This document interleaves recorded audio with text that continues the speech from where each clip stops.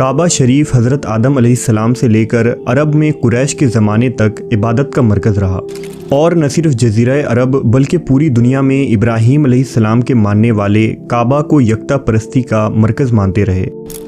جن کے ہاتھوں میں بھی بیت اللہ کا باغ دوڑ آیا، انہوں نے نہایت ہی عزت و احترام کے ساتھ اس گھر کو سنبھالا، اور حوادث زمانہ کی وجہ سے اگر کعبہ کو نقصان پہنچا تو انہوں نے اس گھر کی بار بار تعمیر کروائی۔ وہیں دوسری طرف مخالفین اور دشمنان دین کی طرف سے کعبہ شریف کی حرمت و عزت پامال کرنے کی بہت کوششیں کی گئیں، لیکن وہ اپنے برے ارادے میں کبھی کامیاب نہ ہو سکے، اور ایسے لوگ خود تباہ و برباد اور ذلیل ہو گئے، کیونکہ اس گھر کی ذمہ داری خود اللہ تبارک و تعالیٰ نے اپنے ذمہ لیا ہے۔ اس کی ایک مثال اصحاب الفیل کا واقعہ ہے۔ یہ سال 571 عیسوی کا زمانہ تھا، جب یمن کے ایک بادشاہ جس کا نام ابرہہ تھا، اس نے سنا میں ایک گرجا تعمیر کروایا تاکہ عربی لوگ حج کرنے کے لیے مکہ کے بجائے یہاں آئے، اور اس طرح وہ اس کے ذریعہ خوب مال کمائے۔ لیکن عربوں کو اس پر طیش آ گیا، اور ایک کنانی نے اس گرجے میں گندگی پھیلا دی، لہٰذا ابرہہ غضبناک ہوا اور قسم اٹھائی کہ وہ بیت اللہ کو گرا کر ہی دم لے گا۔ اس نے لشکر تیار کیا اور بڑے بڑے جنگجو ہاتھی لے کر مکہ کی طرف روانہ ہوا۔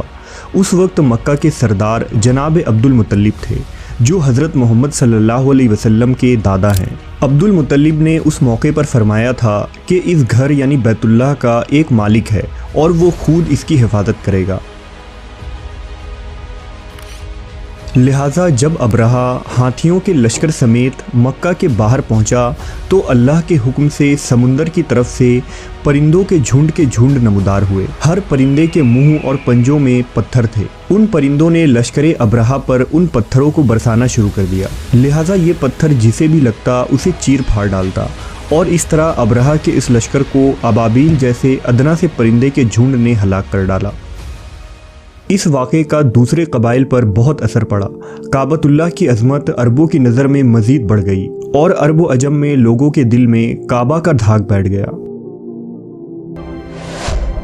600 عیسوی میں اسلام کی آمد کے بعد مسلمان حضرت محمد کی قیادت و امامت میں یکتا ہو گئے، اور کعبہ شریف مسلمانوں کا قبلہ قرار پایا، جس کا حج ہر مسلمان پر زندگی میں ایک مرتبہ فرض کیا گیا۔ اسلامی حکومت خلفاء کے زمانے میں مزید وسیع ہوتی چلی گئی، اور مکہ مکرمہ کی تقدس اور اہمیت پوری دنیا پر واضح ہو گئی۔ خلفاء کے زمانے میں عرب و عجم اور مصر و شام کے تمام مسلمان حج کے موقع پر مکہ آتے۔ کعبہ اسلامی بھائی چارے اور امت کی یکجہتی کا مرکز تھا، لیکن پھر اللہ کے اس مقدس گھر کو خود مسلمانوں نے ہی زمیں بوس کرنے کی کوشش کی۔ دراصل سال 61 ہجری میں جب امیر معاویہ کا بیٹا یزید بن معاویہ عراق و شام کا خلیفہ بن بیٹھا تو رسول اللہ صلی اللہ علیہ وسلم کے نواسے امام حسین علیہ السلام نے یزید کی بیعت سے صاف انکار کر دیا۔ چنانچہ یزید نے 61 ہجری محرم الحرام کے مہینے میں امام حسین کو آپ کے اہل بیت سمیت میدان کربلا میں شہید کر دیا۔ اس شہادت کی خبر جب اہل مکہ کو ہوئی تو مکہ میں موجود اصحاب اور تابعین اکرام نے بنو امیہ کے خلاف بغاوت کر دی۔ اس دوران مکہ والوں نے حضرت عبداللہ ابن زبیر رضی اللہ تعالیٰ عنہ کو اپنا خلیفہ بنا لیا۔ عبداللہ ابن زبیر صحابی رسول تھے اور حضرت ابو بکر کے نواسے تھے۔ آپ نے مکہ میں اپنی خلافت کا اعلان کیا اور ایک لشکر ترتیب دی تاکہ یزیدیوں کا ڈٹ کر مقابلہ کر پائیں۔ یزید لعین نے اپنے ایک سپاہی ابن نمیر کو بھاری لشکر دے کر مکہ کی طرف روانہ کیا۔ ابن نمیر نے عبداللہ ابن زبیر کو یزید کی بیعت کرنے پر مجبور کیا، لیکن آپ رضی اللہ تعالیٰ عنہ نے اس سے انکار کر دیا اور اپنے سپاہیوں اور ساتھیوں سمیت حرم شریف میں پناہ لے لی۔ اہل مکہ جانتے تھے کہ حرم پاک میں جنگ و جدل کرنا حرام ہے، اور یزید کی فوج یہاں کوئی خون خرابہ نہ کرے گی، لیکن ابن نمیر نے محرم 64 ہجری کو کوہ ابو قبیس پر منجنیق نصب کر کے گندک اور آتش گیر مادے کو جلایا اور حرم شریف کی طرف آگ کے گولے برسائے۔ لہٰذا اس گولہ باری سے خانہ کعبہ کے غلاف میں آگ لگ گئی، اور پتھروں کے گرنے سے کعبہ کی دیواریں اس قدر کمزور ہو گئی کہ ایسا معلوم ہوتا تھا کہ ان قریب دیواریں گر جائیں گی۔ عالم اسلام کے آنکھوں سے آنسو جاری تھا۔ مسلمان کا سینہ غم و دکھ کے پہاڑ تلے دب گیا تھا کہ کس طرح نام نہاد مسلمانوں نے اقتدار و حکومت کے خاطر ابراہیم خلیل اللہ کے اس گھر پر دھاوا بول دیا۔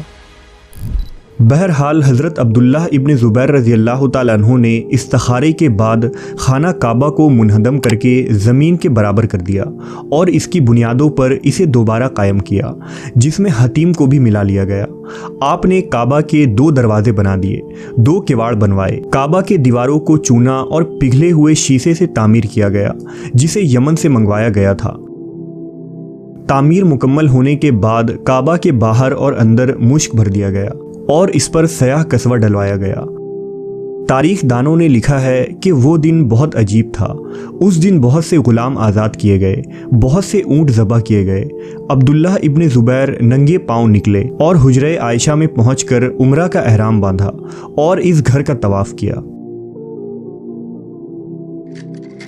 اس کے بعد حضرت عبداللہ ابن زبیر کی خلافت مکہ میں مزید 9 سالوں تک قائم رہی، یہاں تک کہ بنو امیہ کا ایک ظالم حکمراں جس کا نام عبد الملک بن مروان تھا، حکومت کے نشے میں چور ہو گیا اور عبداللہ ابن زبیر کو باغی قرار دے کر اس نے مکہ پر حملہ کرنے کا حکم دیا۔ اس نے اپنے ظالم گورنر حجاج بن یوسف کو لشکر دے کر مکہ بھیجا۔ حجاج بن یوسف نے مکہ کا محاصرہ کر لیا اور بیت اللہ پر توپوں اور گولہ باری کی بارش شروع کر دی۔ گولہ باری سے کعبہ کی دیواریں کمزور ہو گئیں، اہل مکہ پر رنج و الم ٹوٹ پڑا۔ عبداللہ ابن زبیر اموی فوج کا ڈٹ کر مقابلہ کر رہے تھے۔ حرم شریف میں گھمسان کی لڑائی جاری تھی کہ ایک بہت بڑا پتھر خانہ کعبہ کی چھت پر آ کر گرا، جس سے چھت ٹوٹ کر زمیں بوس ہو گیا۔ اس وقت آسمان سے ایک بھیانک گرج اور کڑک کی آواز آئی۔ آسمان میں تاریکی چھا گئی، حجاج کی فوج میں خوف و دہشت چھا گیا۔ ان کے دل کانپ اٹھے اور وہ کعبہ کی طرف پتھر پھینکنے سے رک گئے، لیکن حجاج نے اپنی فوج کو تسلی دیتے ہوئے کہا، یہ ہماری فتح کی علامت ہے۔ یہ کہہ کر اس نے اپنے ہاتھ سے منجنیق میں پتھر رکھ کر پھینکنا شروع کر دیا۔ اسی دوران حضرت عبداللہ ابن زبیر کو شہید کر دیا گیا۔ حرم مکہ خون سے لت پت تھی اور مسلمانوں کی آنکھیں اشک بار تھی۔ بہرحال 74 ہجری میں عبد الملک بن مروان کے حکم سے حجاج نے کعبہ کو گرا دیا اور اسے قریشی بنیاد پر دوبارہ تعمیر کیا۔ دراصل بنو امیہ نے حضرت عبداللہ ابن زبیر کی نفرت کی بنا پر کعبہ کو منہدم کیا تھا، ورنہ اس سے قبل کعبہ کو صرف مجبوری کی تحت منہدم کیا جاتا تھا۔ اس تعمیر میں کعبہ کی مغربی دروازے کو بند کر دیا گیا، حتیم کو کعبہ سے باہر نکال دیا گیا اور باقی تمام چیزیں اسی حالت میں رہی۔ 60 سالوں بعد جب بنو عباس کی حکومت آئی تو خلیفہ ہارون الرشید نے ارادہ کیا کہ کعبہ شریف کو حضرت عبداللہ ابن زبیر کی تعمیر کے مطابق پھر سے تعمیر کریں، مگر امام مالک رحمۃ اللہ علیہ نے اسے سختی سے منع فرما دیا کہ کعبہ کی تعمیر کو بادشاہوں کا کھیل نہ بنایا جائے۔ اس کے بعد بیت اللہ 900 سالوں تک اسی حالت پر قائم رہی۔ بے شمار حکومتوں کا عروج و زوال ہوا، لیکن مکہ و مدینہ میں امن و امان قائم رہا۔ اور پھر سال 1040 ہجری میں ترک عثمانی سلطان اور فاتح قسطنطنیہ سلطان محمد فاتح کے بیٹے سلطان مراد خان کو کعبہ کی تعمیر کی سعادت نصیب ہوئی۔ دراصل سال 1039 عیسوی میں شعبان کے مہینے میں مکہ میں زبردست موسلا دھار بارش ہوئی۔ ایسی بارش پہلے کبھی نہیں دیکھی گئی تھی، یہاں تک کہ سیلاب کا پانی مسجد حرم میں داخل ہو گیا اور پانی کعبہ کے بنیادوں سے 2 میٹر اوپر آ گیا۔ سیلاب کی تیز لہروں سے کعبہ کی 2 دیواریں گر گئیں اور ایک دیوار زمین کی جانب جھک گیا۔ اس وقت کے خلیفہ سلطان مراد خان ایک نیک سیرت سلطان تھے جو حرم شریف اور مقدس مقامات کا بے حد احترام کیا کرتے اور عقیدت رکھتے تھے، لہذا سلطان نے کعبہ کو دوبارہ تعمیر کرنے کا حکم دیا اور یہ عمارت آج تک ایسے ہی قائم ہے۔ 20वीं सदी ईस्वी में जब सऊदी हुकूमत कायम हुई तो सुल्तान अब्दुल अजीज़ इब्ने सऊद और शाह फैसल ने हरम शरीफ में अरबों रियाल खर्च किए और इसे मज़ीद वसी कर दिया। काबा के अतराफ में गुंबद के छत वाले खुले सहन बनवाए गए। वसी व अरीज़ बिल्डिंग जदीद तर्ज पर तामीर की गईं। रोशनी का इंतज़ाम और बुलंद मीनारों से हरम शरीफ की शान व शौकत में 4 चांद लग गए।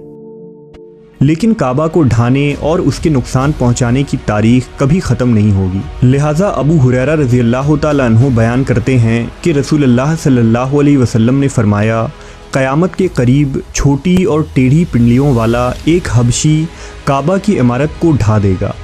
इमाम अली अलैहिस्सलाम का फरमान है कि इस घर का तवाफ़ जिस कदर मुमकिन हो ज़्यादा से ज़्यादा कर लो, क्योंकि बहुत जल्द एक हबशी अपनी कुदाल के साथ बैतुल्लाह की इमारत ढाने वाला है।